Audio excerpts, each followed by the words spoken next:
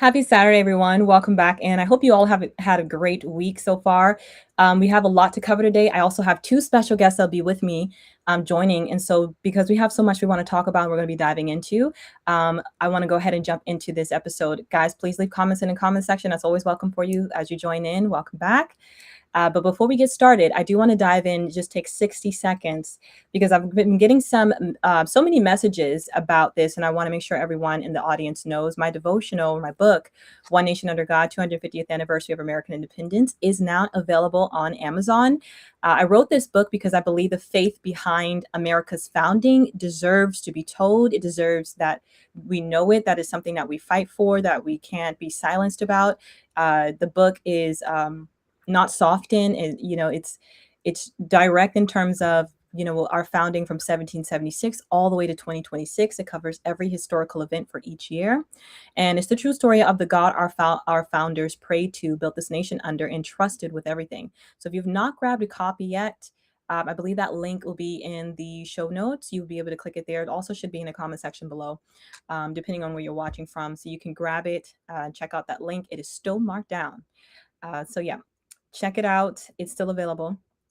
Okay, and now while we're going to dive into a few things today. So we're going to be talking about the war in Iran. We're also going to be talking about stuff that took place with DHS and ICE, and big topic was the Trump speech, and we're going to dive heavily in that today as well. And then I have someone who's going to be running for Congress, well, who is currently running for Congresswoman in Florida, and so Florida 24, and so she's going to be with us today as well. So, joining me to kick this off, and let's get into the headlines today, dissect this entire Trump speech that we need to talk about, is Michael. So, Michael, thank you so much for being with me today. Thank you for having me once again. Always a pleasure to be here. Yes, Michael is the host of The Insurrection. He's also CEO of X America News. And so let's dive into Iran. Let's talk about that first, hit on that a bit, and then I think the big thing I want to dive into is definitely that Trump speech. But when it comes to Iran, here's where we stand. The United States has basically now struck Iran for 7 consecutive nights, 7 nights in a row. So Iran broke the June peace agreement when they attacked commercial ships in the Strait of Hormuz. And that was on July 6th and 7th. Trump declared the ceasefire over. And what has happened since tells you everything I think we need to know about what kind of regime we're dealing with. So this week alone, Iran struck Kuwait's water desalination plants, cutting off clean water to 10,000 people across 20 villages in one of the driest countries on earth. So Jordan's military intercepted 10 Iranian missiles fired at their country. Qatar condemned Iran's attacks in a flagrant violation of international law, which they really don't care about, even though they always play the victim and claim that we're breaking international law. Iran's own IRGC spokesman, General Ali Mohammed Naini, I'm not sure if I'm saying that last name correct, but he gave an interview saying the war would continue until the enemy was completely exhausted. Hours after that interview, he was killed in a U.S. airstrike. The U.S. has been targeting Iran's port infrastructure in Bandar Abbas, their bridges, and continued strikes on nuclear and military sites. Iran is hitting back at our allies. This is no longer just in Iran, U.S.-Iran conflict. Kuwait, Jordan, Bahrain are all being pulled in, and Tehran has now officially suspended its commitments under the June peace framework. So the deal is dead. Michael, 7 nights of consecutive strikes we've seen, and Iran is still hitting our allies. What do you Yeah. think? What do you see what do you see that they stand? What do you see that we stand in getting to a place where we can see a pathway that an objective where we're kind of done with this war on both Honestly, sides? I think the only path to end this conflict is to completely cripple or obliterate their leadership, both within their government and the IRGC. They've shown over and over again they are not actually going to stand down. They may pretend to take a peace agreement or a temporary ceasefire or whatever, but they don't stick to it. And this has been an Mhm. ongoing problem. They're not trustworthy. And I do have an unfortunate update of a story that just broke. 2 U.S. service members killed in action in Jordan. Another one is missing after another Iranian drone attack. Earlier today, Iran also, and I don't think they've been successful in this yet, but they are going to begin targeting Trump's hotels across the Middle East region and targeting them specifically. So many of them have already been evacuated to their guests. Wow. And here's the thing that we constantly see in our state, which I get it. We want to hold our government accountable because it's our government, but then you see the enemy not even playing by any rules at all. Yeah. They are, you know, they're holding up and tolling the Strait of Hormuz. They've done that. We see this Iran struck Kuwait's water supply. That's basically affecting the citizens of that place. So it's like they have no, and then it constantly, like I mentioned, likes to play the victim. They're very narcissistic. It's crazy how their leadership Yeah. works. I think the strategy that they have, and it's probably the only main strategy other than these little targets that they make, because it can't beat us militarily, is get ahead of the information media and to Yes. basically put out these things. Oh, we're going to do this, we're going to do that, or we're winning and we're doing, and then the media just runs with it because again, it's like whatever is against Trump, whatever Yeah. makes the administration look horrible, whatever proves us right that we need a Democrat in office, that's the goal.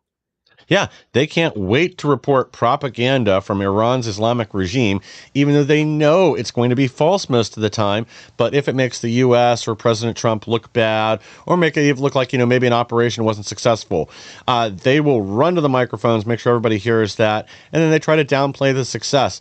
And Iran knows this. They know that manipulating the narrative is important, and when they have a compliant U.S. media to go along with that, it just makes it that much worse. Not to mention, the Europeans. They're obviously upset over high gas prices and everything else. But hey, you know what? Hmm. They've done nothing, zero, to clear this threat in the Straits of Hormuz. So they're suffering from high gas prices, not able to get fertilizer deliveries, food deliveries, and other things that travel through the straits. But I just I am furious that NATO, even though it is in their interest, once again, cannot step up and do anything to assist down there. That once again it falls on us, and Hmm. unfortunately, again, when we have such a disgusting, dishonest media, that they would rather push this anti-American propaganda than report the reality that they want to give these dictators a mouthpiece, and they are, you know, all too happy to do it. I think we can't ignore the fact that this is something Trump called out early on, and that we're everything he's called out so far, we're seeing it play out. Like he talked about the tariffs, and like I mentioned, how many Americans actually knew what we were facing when it came to tariffs? That we were being overcharged, that it was crushing some of our businesses and all these things. And then we look at NATO, and he talked about this exact thing that's taking place right now, and it was like, Yeah, can we really rely on them when it comes to our needs and our operations? Can we in this one, like you mentioned, is not even necessarily it's our operation, but it affects them tremendously. yeah, And they're still not willing to step up. I'm not sure if that's because the military is more weak than ours, or I mean, it can do something, or the fact that they have a lot of a huge population of Muslims, and because of I think they're trying to rig elections over there as well. yeah, Um, and they don't want to upset that. That's growing a majority now. I'm not sure what it is, or you have the left in there, and as I guess we can say the left, Labor Party in their nation that wants to go against Trump as well. yeah. So there's just so much in that. But I want to say this directly because when we talk about the Iran struck Kuwait, um, do you think that this changes the calculus for our allies in the region for how aggressively the U.S. responds going forward? A little bit, because this isn't the first time that Iran's hit water plants. They did the same thing to the Saudis. I think they destroyed an Israeli water plant as well, a desalination plant, and they've hit other ones throughout the region. I don't remember if it was Qatari or United Arab Emirates. I think it was the UAE. So like they're hitting things that they know will make the civilians suffer. They are not hitting military targets in other countries, and they would argue, we're not that we aren't either when we hit power plants or whatever. But we're at a Hmm. point now where we have to take down this infrastructure, and a lot of it is going to support the regime's efforts against us and our allies. So unfortunately, if a power plant is primarily civilian use normally, but right now it's being used to power rocket batteries or whatever else, then Hmm. it's got to go. That's the way it is, and they know that. And to your point with Europe, I think you're right too. I think when you have London and Paris essentially overrun with Islamic invaders from North Africa and the Middle East, since they've left their border open for over 10 years, that they are concerned that if they were to get involved, they would have riots in their streets, just like we see. I mean, look, they do it right now if they lose a World Cup match. When Morocco loses, they went out in the streets, I think it was the Netherlands, and started riots.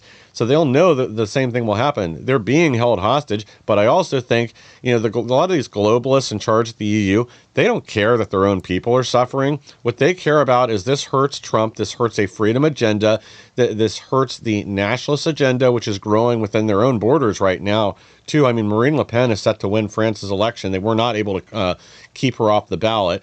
AFD in Germany is rising in popularity constantly. And the two most popular parties now in the UK are Reform and Restore, which are both parties that want to end this invasion that they're facing and begin deporting these violent criminals that they've brought in from the third world. Hmm. And I think this would have been perfect to switch into the Trump speech. But before we get there, because that's just the highlight, we're going to break that down, a few things that he said, and also I'm going to read through some documents as well. But before we get there, I do want to hit on a little bit of the homeland. So we talk about ICE. Yeah. Because right now we are facing two stories. Happened in Texas and then the other in Maine, where you had a shooting that took place and that the victim is dead at the hands of ICE. And so you have a framing from the left, of course, and um, I think this both of these I believe are still under investigation. Um, but let me just give you guys like a full picture of what we're dealing with. So two men were killed in ICE vehicle stops in this less than a week.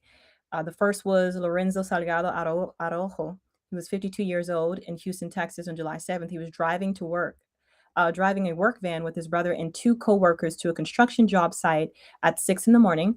ICE tried to pull him over. He evaded, so he got away. Okay.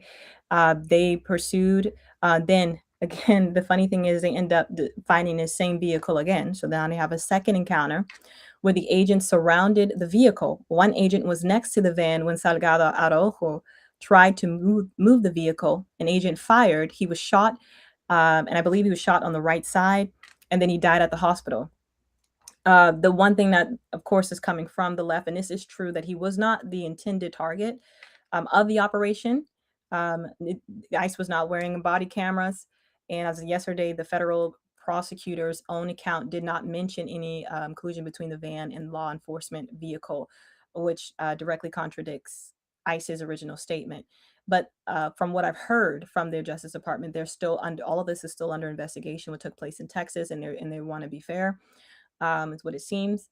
And this man was still an illegal immigrant here in the U.S.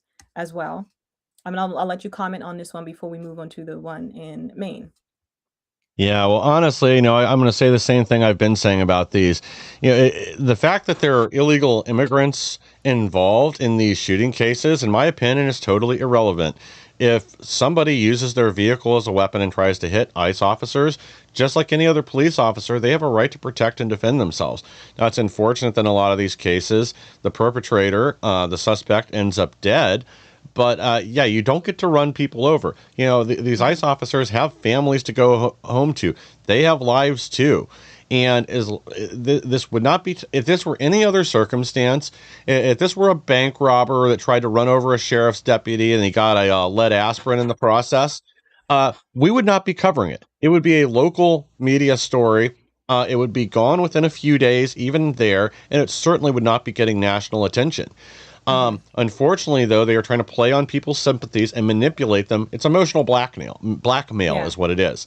They are trying to manipulate people into feeling sorry for them. It is unfortunate this guy that was killed in Texas was not the intended target of ICE. But again, if you're going to run over law enforcement with your car, expect a response. Yeah, that's what the situation is, and I think they keep leaving this out. They keep, the thing is that this person was trying to evade the rest, meaning he was trying to drive off, Yeah. so, and in the second encounter, almost hit an ICE agent who fired on him. I think we got an image of that car as Yes. well. So, you know, the thing is that, if you don't have anything to hide, you're not here legally or anything like that, then you being stopped, you don't have a reason to run. And then when you do run, you do put yourself in danger because you're putting everybody else around you in danger, especially law enforcement. Yeah. Let's get to the second shooting. This was Johan Sebastian Duran Guerrero. He's 25 years old, Colombian national, a Bidford, Maine. Am I saying that right? Bedford, Maine. Yeah. Bedford, Maine. Thank you. On July 13th, he was a delivery driver with a partner and a 3-year-old daughter. He had a work permit. He was on his way to work, and he was not also the intended target of ICE. Um, again, from the left are saying, again, the officer didn't have a body camera. The officer who shot him nearly sworn in. And then you have Senator Angus King was personally briefed by DHS Secretary Mullen, who confirmed Guerrero was not the target. Um, and then following that, DHS paused vehicle stops on July 14th. Trump overturned the pause the next day on True Social without telling ICE leadership first. Because I think when they initially put that pause, they didn't inform Trump either. Yeah. His message to ICE was direct. We cannot give up to this tool. Go back and do your jobs. You're loved. Yeah. And then the Democrats did what they always do. They used two tragedies to call basically to abolish ICE entirely. Hmm. No, I mean, it's insane. This is not how rational, normal people think. Instead, again, they play on the emotions of people that, yes, I will agree. It's unfortunate that any of these people were killed by ICE, have had their lives taken. But Mhm. I don't think it's ICE's fault. Again, play stupid games, win stupid prizes. Let's go to Renee Good. The last thing she said is drive, baby, drive, press the gas, and then tried to run over the arresting officer. And this is after harassing them all day. He is hit by the vehicle. You can hear it and see it in some of the camera shots. Now, and the same is true with these cases. Again, if you're going to use your vehicle as a weapon, expect them to fight back. They are not, they have families to go home to. They have lives. They are allowed to protect and defend themselves. And this would, again, if this were any other traffic stop, if this were any other situation, it would not be getting this attention. This is to manipulate people so they can pretend that somehow ICE is Trump's Gestapo. ICE, and I agree with Trump, ICE should not be backing down. If these traffic stops are valid, we're trying to get primarily criminal illegal aliens out of the country right now. So, if whether you're here legally or not legally, if you go interfere with that and again try to use your vehicle as a weapon or use a weapon as a weapon, they are going to respond just like any other police officer would. This whole myth that the left's putting out that, oh, well, ICE doesn't have these law enforcement powers. They're an enforcement agency, which the law enforcement agency. Mhm. Yes, they have the same power as any other federal police officer. And, once again, sorry, I keep saying this, but they have a right to protect themselves just like anyone else would. So let me read this because I thought I left this out of my notes because there was a report in the Houston ICE shooting that they saw white crystalline substance as well in the vehicle. The laboratory tests and things like that have not come out yet, but that the FBI did obtain a search warrant as well, and it was like crystal-like substance that they said it was probably methamphetamine. Yeah. So that also that, and then I have a comment here I want to share. Rob Perry says, Aisha, how can you know which vehicles are following our official without seams or identifying marks? Renee did not hit that officer, was not headed for him. I beg to differ on that. The video clearly Yeah. shows her hitting him. Um, I'm not left, I'm human. I appreciate that, Rob. We can disagree. That's fine. I mean, I welcome it, as long as we can do that respectfully. Um, so I think you're right when it comes to the vehicle stops if they make a wrong decision. I think this happens. This happens all the time, where an officer sees a vehicle, they stop it. But the issue that you have with ICE is that you don't have the local authorities cooperating with them, and this is Yeah. where you have the issues with the inconsistencies and the inaccuracies when it comes to them doing their job. So these Yes. interagencies, I think, when Trump first came into office, what we saw, which we didn't see under Biden, is these agencies weren't talking to each other. They weren't working together to get the job done. But the difference you see under Trump is these when these interagencies work together, like we saw in 2025, we saw lots of children being found, thousands upon thousands of children being found that were lost at the border, right? That were human trafficked and all these things. And so and we saw like the Colorado thing where they rated that took every single agency. And if you read the article on that, one of the agents said that he feels a renewed sense of purpose under the administration because the agencies were able to work together and they had the support of the administration to do their job. But what you see now is that something that, of course, at the federal level they cannot control. The individual states can, have authority By law. They Yes. don't have to cooperate with ICE. They don't have to give them information about the people they've got these warrants to arrest. It's not like ICE is going around arresting random people. They have warrants. Okay. But Yes. when you don't have those local authorities working together, and they're not assisting, that leaves them vulnerable in a certain area to do their job, makes the job very much more difficult. And so, yeah, it's going to happen where they might stop a car. Even when you do have those agencies working together, sometimes they stop the wrong car, right? But in this case, you have the person trying to get away while being Yeah. stopped. So not only are they here, that person here illegally, they're trying to get away. And unfortunately, this person, what it seems to be a claim that they had substances in their car as well, which is probably why they're trying to get away. And two encounters, like you Yeah. could have done something with that methamphetamine before you were stopped again. So Yeah. obviously, certain people that are come here illegally intend to still continue to break the law. Yeah. Well, and though this may not be true with these two particular cases, I haven't seen anything to indicate that. But with a lot of the other ones that we've had with ICE involved shootings that are in sanctuary states that happen, these are people that were recently arrested for additional crimes, assaults, drug charges, rapes, other things.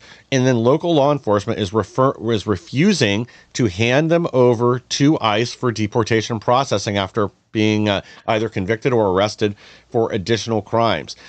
So they are the reason that ICE is on the street. Sanctuary state policies. Otherwise, they would just be scooping them up at the jail or the courthouse and then sending them down to Alligator Alcatraz or wherever for deportation, for processing and deportation. So I think this is again intentional. I really do think the left wants more blood sacrifices so they can move their agenda forward. Because make no mistake, that's exactly what it is. With Ice Watch and the other groups that led to the death of Renee Good and Alex Preddy, they wanted people on the street in ICE off in their faces. They have instructions online that indicated that would encourage them to do things that would lead to being arrested or possibly assaulted or other things because they want this to happen. They want a narrative more than they value their own people or the lives of these illegal aliens. Make no mistake about it. Yeah, which is really sad. So, I mean, when we voted for Trump, overwhelmingly, they say about 80 million American. I think it was like 70, something close to 80 million. Yeah, 78. Um, Thank you.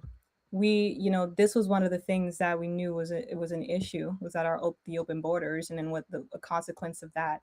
Not only just illegal immigrants coming, but those in illegal that are committing heinous crimes, those that are gang members, and then also you have the vulnerability of children, and that as well. So there, and then nobody ever has done anything about that. I think under Biden we had what 400,000 at least counted. They said that's not even an actual number of children that went missing. More than that, 400, at least Yeah. 400,000 plus. Yeah, And so 380,000 is what they found, but they suspected many more than that. yeah, and so and no one has ever done anything about that until now. So, in some of these kids, you ask these kids have been done. If you just look this up, you can find that the administration has returned some of these kids back to their families. So, I mean, this is the danger of having open borders, is that people, when they come here legally, they're also vulnerable when they bring their kids here. And then the sad thing is too, these they're still in a legal limbo when they come here like that. Yeah. So even if they came here on a temporary protective status, that is temporary. And if the administration prior to let them in and did that didn't provide a pathway for them, then they are still in that legal limbo. And that president only serves a 4-year term. So if a Hmm. different president comes in with a different agenda and they are still under TPS, that can be revoked at any time. So that is also the danger of this situation too. So I'm not just all putting all the accountability on the individual. They do need to assume accountability, but also on, I believe, on the previous administration too. That Yeah. being said, I do want our ICE agents to do things where we don't have these casualties. But as you can see, like the casualties is a result of them fleeing, is a Yeah. result of them doing something unlawful. So unfortunately, or obstructing, as we saw in the case of Renee Good. Yeah. Uh, which I'm not saying these people deserve to die. That is not what I'm communicating. No. But it It'd be bet. happens as a result of those actions. Yeah, we wish the deaths didn't occur, but unfortunately, it is very understandable, in my opinion at least, why they have. It is tragic. It will always be tragic. But at the end of the day, none of these had to happen. All you have to do is don't try to run over police officers with your car. Super simple. We've been doing it for decades. Well, I think they're going to have some reform too, is what I saw as well. That they're going to look into it, and these stuff, everything is being investigated as well. So not only do you have DHS at that level, you also have the local authorities. They're looking into it too. So it's being investigated to see what who was right, who was wrong, and to go from there. Yeah. Um, Prayerfully, we don't have any more of those incidents, but they are paid to do a job. So, Yeah.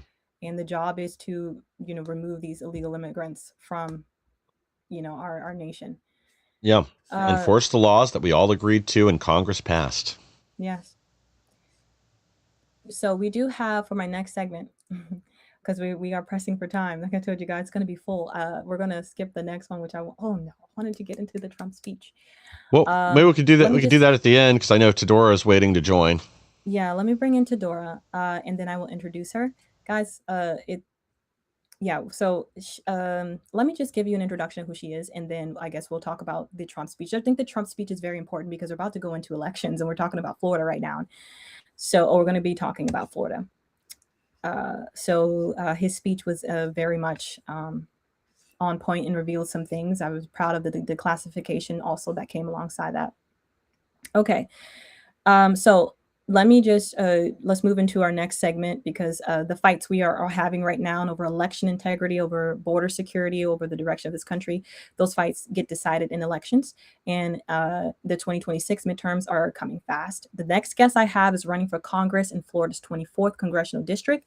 That is Frederica Wilson's old seat in South Florida, a district the political establishment has written off as unwinnable for Republicans. And she did not care. She came anyway. So, Tedora, welcome to Aisha Speaks Truth. And thank you so much for being here with me today.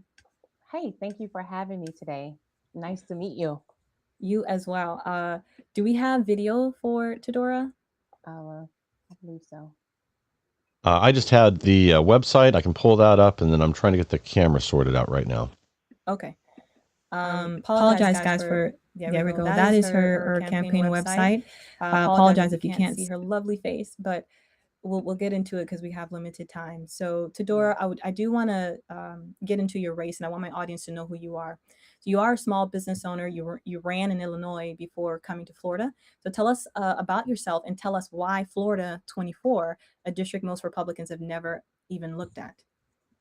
So, yeah, I did run in Illinois, and as a Republican for sure.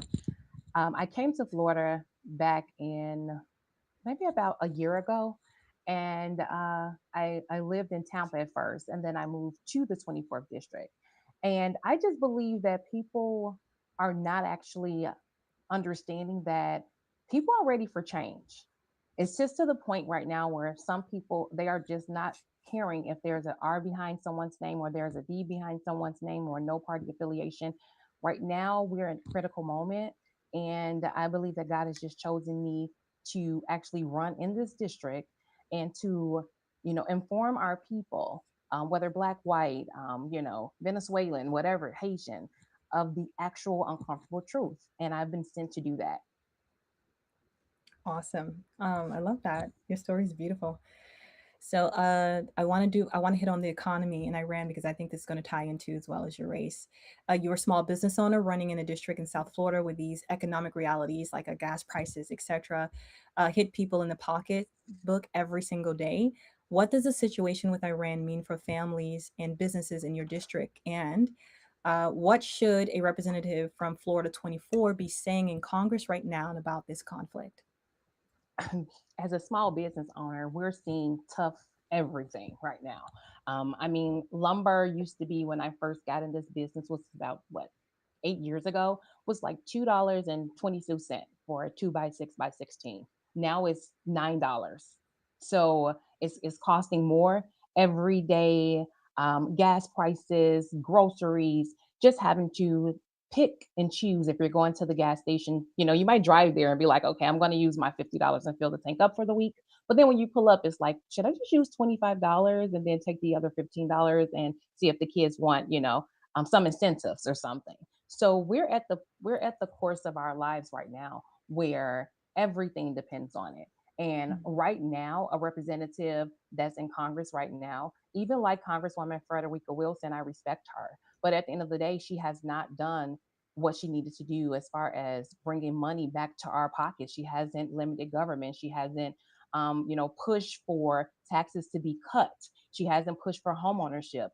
She's just basically pushing and has been pushing for the last 15 years independency and government dependency when she should have been pushing for independency for each one of our constituents. So right now we know that energy independence is just it's crucial. It is crucial right now. And we Mhm. know that we just need to be crystal clear when we get to Congress. And even right now, if she's listening or if she had knows, if someone knows it, her, to tell her that we must achieve true independency so we're never at the mercy of foreign conflicts. And that means supporting domestic productions and, cutting unnecessary regulations that's actually driving up the cost. We need to push for some strategy, energy policies that's going to protect us working families from these different wild prices swings. And here in South Florida, that energy security is just not an option. It's actually survival. Mm. So yeah. That's powerful. I love that you're focusing on conservative policies. One, I greatly admire your governor, Governor Ron Oh DeSantis. my God. Yes. I've literally tried to watch every single interview I could watch about him and the way that he directed Florida because it's booming right now and Oh my everybody, God. all the businesses want to be there. Yes. And one thing I heard him say over and over and over again was that instead of listening to the narrative, at that time it was under the Biden administration, but instead of just following blindly, he would do his own research and find out what's good for his constituents. I respect Exactly. that Yes. because when you look at COVID, for example, Oh he my did God. what lots of other states did, and he was like, Oh yeah. "We're after a month, I believe he's like, we're going to open up." Because if not, we're Yes. going to lose our businesses are going to, they're going to go out of business. And he looked at kids wearing masks at 2 years old and Oh, the if I findings could on that were jump not in. not consistent with what we were hearing coming from Dr. Fauci and others. And so he experienced a lot of backlash because of his stance, but you see now in Florida is thriving and Yes. doing very Yes. well. And I can say, in Illinois, I own daycare centers. So I'm an educator by trade. And I had three daycare centers at the time of COVID, three. And Illinois was pushing, and they actually made it mandated for our 2 year olds to actually wear masks while they're in daycare center. And that was absolutely, it was insane. Of course, we tried it because we wanted our money to continue to flow.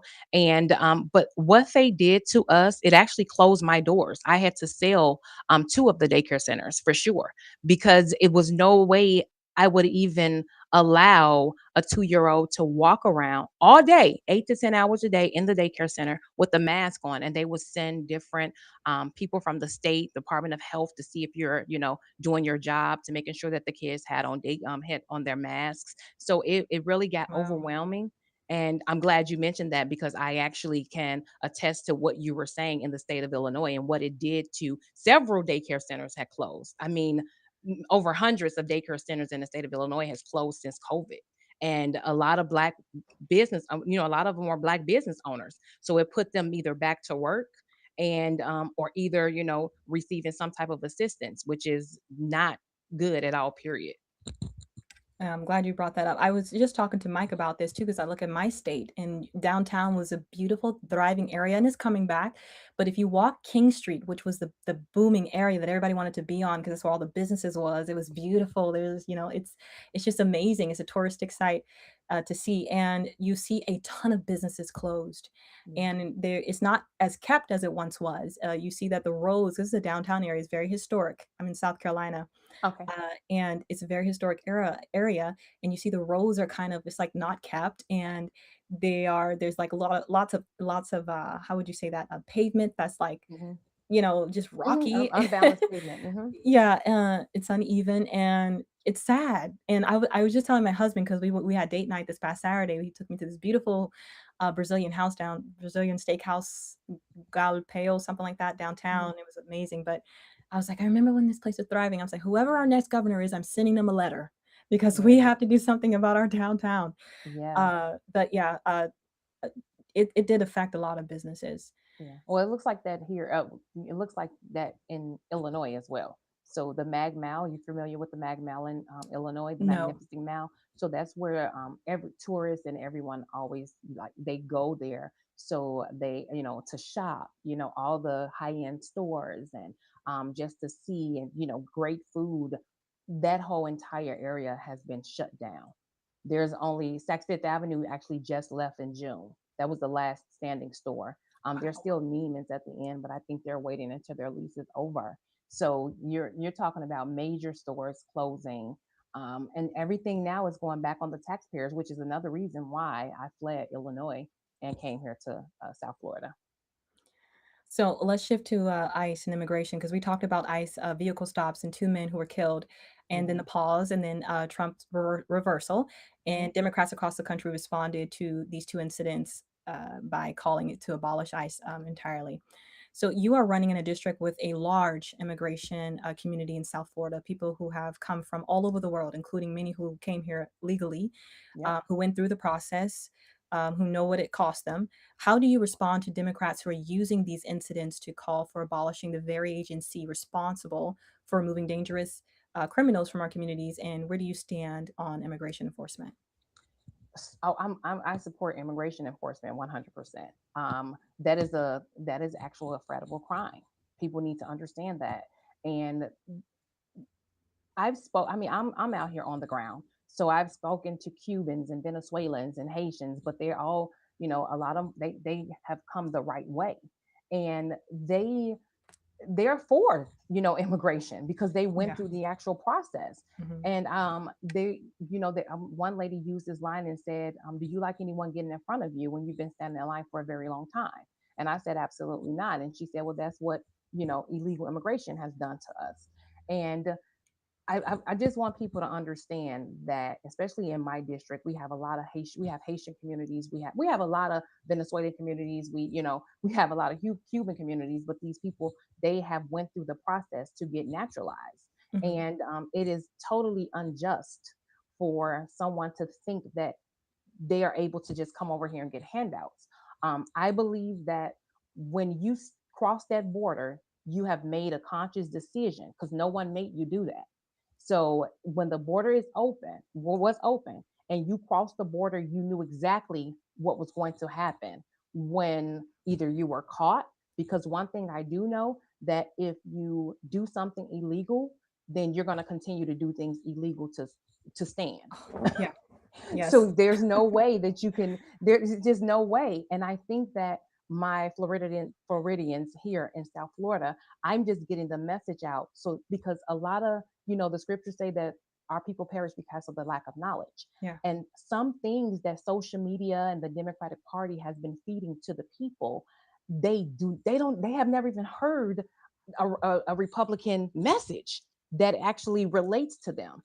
And understanding that, you're sharing what's yours, or they're giving this to you that was yours, or the reason why, the cost is this is because we're, doing this for the illegals, and they're just not understanding it. So, and one of the other things I want to personally put out there is that I support oversight 100%.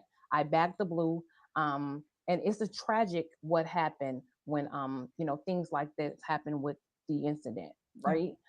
And accountability is everything. It really is. But people need to understand that when you're stopped by any type of law enforcement, you are supposed to comply, and you cannot try to run away.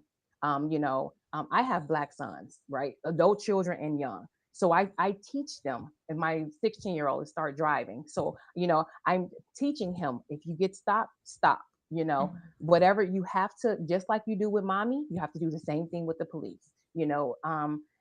I think that they get to the point where as though they know that they've done something wrong, because the only time you run is when you've done something wrong. People want to say, oh, well, they're scared. You can't be there scared if you're running. Now, no, I'm not trying to, be biased here, but it's just the truth. But Yeah. abolishing ICE is basic, is reckless and dangerous. That is that these angels, they put their lives on the line every day to remove murderers and gang members and, criminals from our neighborhoods. And, here we've seen what happens when dangerous individuals are allowed to stay. Mhm. Um, and, I really oppose sanctuary cities all the way. One, that's another reason why, I'm gone from Illinois. So, public safety comes first, and that's just a full stop. Regardless, even at these different debates, people be booing me and everything, but I stand strong, and I'm going to continue to tell them, as I stated, the uncomfortable truth, something that they have not been able to receive, but I believe some people are receiving, my message, and I appreciate it. Man, I love everything you're saying. There was I was watching a video. I cannot remember the representative who was running in the Hmm. office. I was trying to find it really quick while you were talking. Okay. But he in an interview, he didn't want to say that he wants to abolish ICE, and he said it was because he wanted to win. So he understood that Mm. probably a majority of Americans still support ICE, and it's in the district that he's running in. Wow. But he said he wanted to reform ICE, but he said he didn't want to use the word abolish because he said, quote, I want to win, so I'm not going to say Mm. abolish. I wish I could find it. If I find it before this episode ends, I will tell you guys who that was, who I was listening to. Okay. I thought that was interesting. Yeah, it really is. Um, let's go to, since for time, I could we could dig more into this because I've had the same experiences with you. A lot of my Hispanic friends who did things legally, I've not heard one of them, and I've talked with them because I had to break down cases like Abrego Kilmar Garcia. I went through Yeah. all the FBI documents to read about this guy, and I Hmm. didn't just follow the administration. Do my research before I put the videos out that I'm putting out because I don't want Exactly. to just be a resounding gong, and I want to actually have facts and Yes. say things fairly. And once I see the truth, I'm like, let's go. Yeah. So when it came to Abrego Camilo Garcia, for example, and you mentioned that once they could do it an illegal deed, they continue to do it. It's true. Yes. I've case after case that I've studied. It's like it's not enough that you just came here illegally. You continue to do it. Like so, Yes. Kilmar Abrego Garcia, the reason why he got stopped is because he was swerving in and out of the lane. He was Mm. speeding, and his Oh. license, once the trooper stopped him, his license was also expired. Ooh. So, and then he See. had like, I believe Mhm. it was 12 Hispanics with him who had no documentation Oh no. at all. And he said it is so much inconsistencies in the stories, and we know where that's ending now. Yeah. But I agree with you. The Hispanics that I talk to, they're very strong on this. They agree with Trump. I just had dinner with my neighbor who's Cuban, and he's like, I love Trump, Yeah. is what Yeah. he said. He said, come bring what you did to Venezuela to Cuba. And he's saying that he supports Trump because of what he's done, and also the ICE he supports too. Because I have these conversations not to provoke anything, but I just want to understand where they stand. Yeah, yeah, and And that's why I've been on the compound trying asking these different questions. Because when people ask me questions, I want to be able to use other people for an example because I'm not an illegal immigrant, but I yes. can say I've spoken to legal immigrants, and I would tell people, go speak to a legal immigrant. You'll Hmm. understand where they're coming from. If you can just have one legal immigrant that you can speak to, they will. Then maybe you'll get a different vibe, of the reason why we're pushing for this. And even pushing towards the election integrity. When it comes down to, I had to explain to a whole maybe about 400 people that um, the Save America Act, we're making sure that there's no voter fraud. I mean, it's two things that you can do. I told them, you guys go on cruises, you don't need a passport to get on a boat. You can get on a cruise, you can go on a cruise without having a passport. You just need your ID, and you just need your proof of citizenship. You need your birth certificate, marriage certificate, all of that good stuff that you do. And they didn't know. They didn't know that. I said, that's all he's asking. That's all we are asking. So Mm. we can have fair elections. That is it. What is the problem? And they were so quiet because they're not thinking. I said, we're not being suppressed. Stop. That's not working anymore. We Yeah. can't, because now you have me to tell you the truth and actually fact check it and show it to you guys. So I'm having papers in front of me when I'm out walking, and when my team is with me, and I can say, just show them right here, or pull up your phone, let me show you, or go to fec.gov so you can see where these people money is going.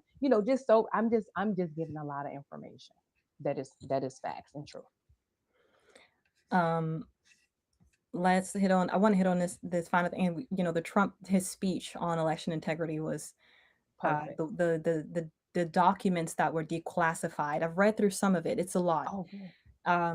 And it was very interesting. I mean, he kind of broke down every single document in his speech. Yeah. So Yeah. if you listen to it, you can just literally just hear him and read through it. Yeah. Uh, but it was interesting to that a lot of the like one of the things he mentioned was our the vulnerabilities within our elections, within the machines, and also the claim that in Michigan, Yeah. we saw some of the canvases admitted that they were forging, basically forging signatures, Yes, I've seen that. that they were basically creating these ballots out of nowhere, Yeah. pretending like they were real people, real voters, and they were and their motive for basically doing something like that was, they got an incentive for Hmm. the amount of applicants that they were able to, register. And you know it- and then he talked about that the FBI, DOJ, they dropped that case, Yeah. and he's asking for them to reopen it Hmm. and do a full investigation To into look it. at. Hmm. And that, and then he talked about, our adversaries, which in the documents, if you read the declassified ones from the CIA, actually, which is Oh interesting wow. stuff, a lot of the names and stuff are redacted, like the names of the FBI agent who pushed back. And one of the documents, he basically told them to, let's not drop the case, we need to look into things. They ended up still dropping it, but his name is redacted from that. I tried to look it up, but couldn't find it. But because I thought it would be interesting, everything is redacted. I'm trying to find, but you can't. Yeah. At least what I've looked up so far. Um, he talked about Iran, China. There's North Korea mentioned in it too, Russia as well, in these documents, that they do Mm. have capabilities to commit or interfere with our elections, and the vulnerabilities were already called out basically by the state, local, and tribal and territories network. These Mm. were brought forward by the CIA as well, and still these vulnerabilities weren't nothing was done about them. And one Yeah. of the readings said that the reason why they couldn't do it was because I believe that there's a law that states that you can't tamper with these machines months prior to an election. Oh wow. So that was one of the things written there, and then the others were kind of like there were still inconsistencies on why they didn't necessarily check all these vulnerabilities, and That's a that we had shame. that could make China tamper with our elections. And again, he breaks it all down in his speech, which I thought was Okay. really interesting. I'd like to know what your take on. Did you have a chance to listen to the speech? Oh, I listen. Yeah, I watched it live. I normally, I mean, anything goes on with president, I'm going to watch it, Yeah, because I want to hear what he has to say. He's an inspiring person, regardless of what people say or think. And but no, I believe that I know I totally believe that a lot of this comes from what he is saying, and what he is saying is true. And that's why it wasn't shown, it was not actually aired on a lot of the networks, yes, sad. it That is wasn't, very and it's sad. crazy. And it's, first of all, we have to get to the point of stop disrespecting our leader. That's the thing. I mean, can we just do it? Can you, regardless if you don't like the person, I didn't care for Obama, but we still respected him, Yeah, I didn't Um, really care for Biden, but yeah, I still called him my president, and exactly. I didn't support all of his policies, but I'm Yes. not going to sit there and try to kill him. I'm not going to Yes. I'm not going to be Just try to do him unpatriotic. harm. Yeah. Yeah, So, with the respect level, when it comes down to, because we know that the media has a big, huge take on, voters and just constituents, period, and citizens, and and what they did to him with not allowing that to air on those national big stations, I think that really put a dent in people finding out exactly what he found out. yeah, And now I think we need to. I'm almost like with President Trump, like let's pull him from the air, because it doesn't make any sense. You guys don't want the truth to come out, and it's not making any sense. But you know, I believe that we're going to have to, in Congress too, that we're going to have, excuse my language, but we're going to have some testicles when it comes down to making decisions, especially when it comes down to the election. yeah, Because if we don't do something about that when I'm elected, we're going to, we can't allow our country to be a third world country. And that's another reason why I'm here and why I'm standing and pushing forward with this fight in our district, because people think that it's not capable, but I believe God in miracles. They laughed at Noah when he was building an ark, right? And then it yeah, rained 40 days. So the people that are like laughing, oh, you're running in this district. Oh yeah, for sure. Because somewhere or another, I just believe that the Holy Spirit is going to bring through and just rain down what needs to be done. for people to see, his miracle, and also for people to understand that what our president has been pushing for is nothing but truth. He's not making it up. Yeah. I want to get into the DSS because I don't know how much longer I have you, so I want to Okay, honor the time I have with I you. think it's 3 more minutes. Okay, yeah. So the DSS and socialist rise and why South Florida is different. So my question is to you, and I'll just jump right into that instead of setting the premise. But we know Zoran Mondami, Democrat socialist, he's endorsed different candidates, right? Three Yeah. congressional primaries that are swept, and they've knocked out the sitting incumbents. And he was asked by ABC News if he was worried about Republicans making him the face of the Democrat Party, and he said, "Let them." So my Mm. question is, you are running in a district that includes some of the largest Cuban, Venezuelan, and Haitian American communities in South Florida, like you mentioned. These are families who have lived under or fled from socialist regimes. Do you believe those voters will see through what the Democrat Party is becoming? And what does a conservative candidate offer at Florida 24 that Democrat socialists never will?